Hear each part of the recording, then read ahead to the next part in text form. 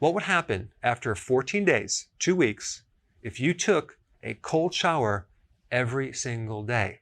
That's what we're going to talk about. We're going to do a deep dive into this topic. Now, you may have heard of this guy called Iceman. He's wrote a book. He's done YouTube videos. He developed the Wim Hof method using things like ice baths, cold showers to improve your health. I'm going to talk about some of the benefits and the research revolving around using cryotherapy or cold therapy. Now, before you click off and say, there is no way in heck I'm going to ever take a cold shower, just hear me out, because there are some seriously positive benefits from doing this. And you can do it very, very gradually, so it's not very uncomfortable. Okay? No, I'm serious. All right, now you would think that going out in the cold when it's rainy and it's cold, you'd get sick. That's because your parents told you to stay out of that rain. It's cold out there. You're going to get a cold. Just stay inside where it's nice and warm. Well, it just so happens that when you expose your body to the cold, and I'm not talking long term, just a short term, your immune system becomes enhanced.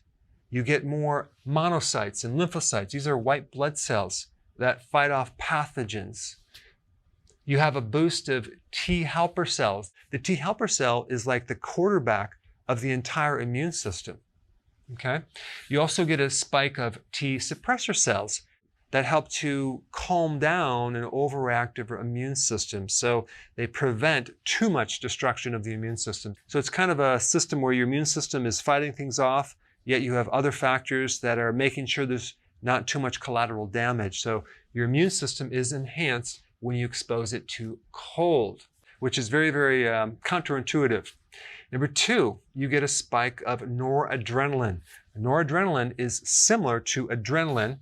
And when they tested people that have anxiety, attention deficit disorder, depression, they usually have low noradrenaline. So by using this amazing method of exposing yourself to cold, you can spike noradrenaline and improve your overall mood. So if you're depressed, you can pull yourself out of that lower emotion. If you have anxiety, excessive worry, things like that, it can elevate your emotion. It can help your cognitive function, your focus, your memory. You can become more alert.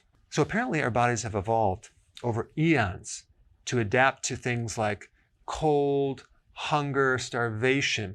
So our bodies through this process have developed certain type of adaptive survival mechanisms to improve our health, to survive better when exposed to cold and hunger and things like that. It's called the hormetic effect. And a hormetic effect is when you expose someone to a stress and then the body adapts and becomes stronger. Like exercise would give you a hormetic effect. Fasting would give you a hormetic effect. Taking a cold shower would definitely do it. All right, the next thing is that taking a cold shower is going to help you lose weight. How? Well, when you take a cold shower, you're going to trigger brown fat. Another term for brown fat is brown adipose tissue. So the sensation of cold is the main stimulus to stimulating brown fat. So the more cold, the more brown fat that you have. Now, what's so significant about this brown fat versus the white fat or white adipose tissue? Well, brown fat increases heat, energy, and metabolism. Your metabolism is going to be raised when you have more brown fat. You're going to lose more weight. And brown fat will also trigger more loss of white fat, which is the storage fat that you have in your body. Okay? So that's pretty cool. In fact, 100 grams of brown fat can burn 3,400 calories per day.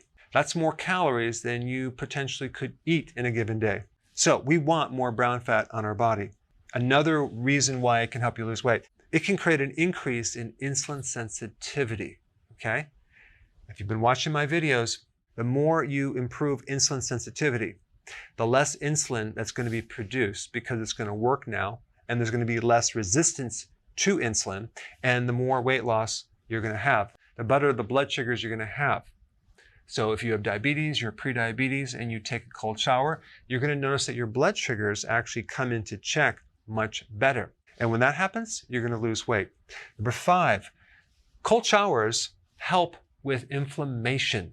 They are anti-inflammatory.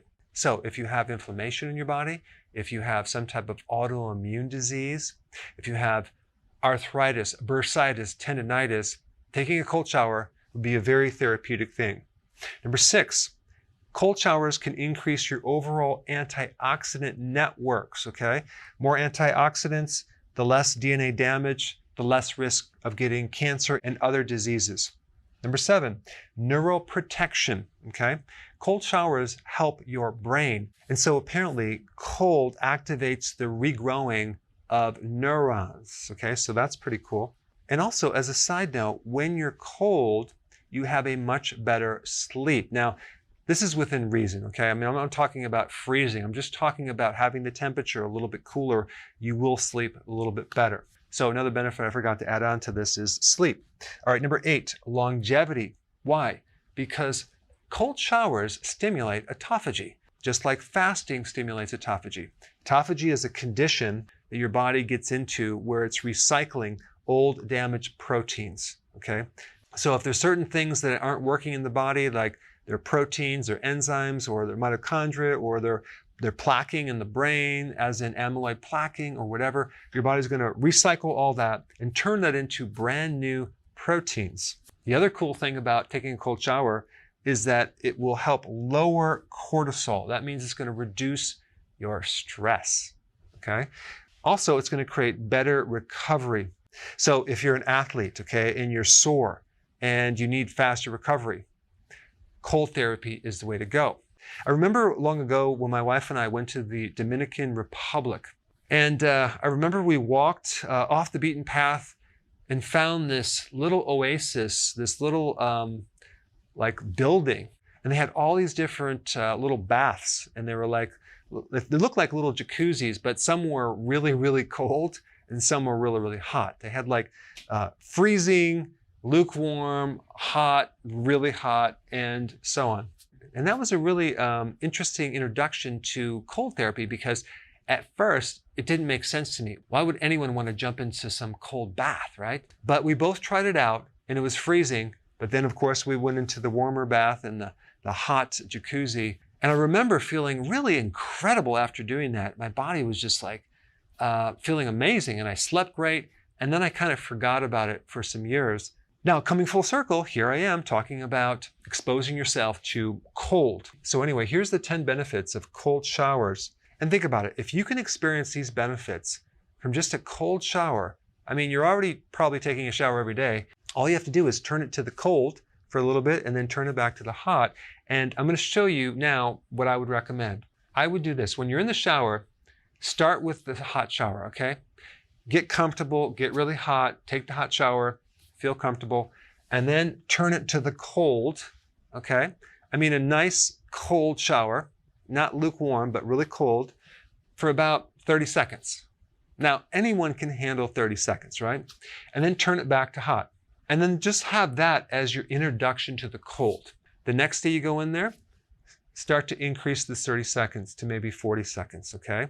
And then the next shower, turn up to 50 seconds. And gradually increase this to the point where you're taking a cold shower for 5 to 10 minutes. But if you do it gradually, it won't be that uncomfortable. In fact, the benefits that you're going to see are going to be mind-blowing, and you're going to finally realize you should have did this a long time ago. What's interesting, you have all these feedback systems in the body that when you expose your body to a very cold sensation, it actually warms up the internal core of your body. You actually get more circulation internally. The flip side of that, when you take a hot shower, it actually cools down the inside of your core. This is why taking a hot shower before bed might be a good thing, because it's going to cool down your body and you're going to sleep better. The body sleeps better when it's slightly colder.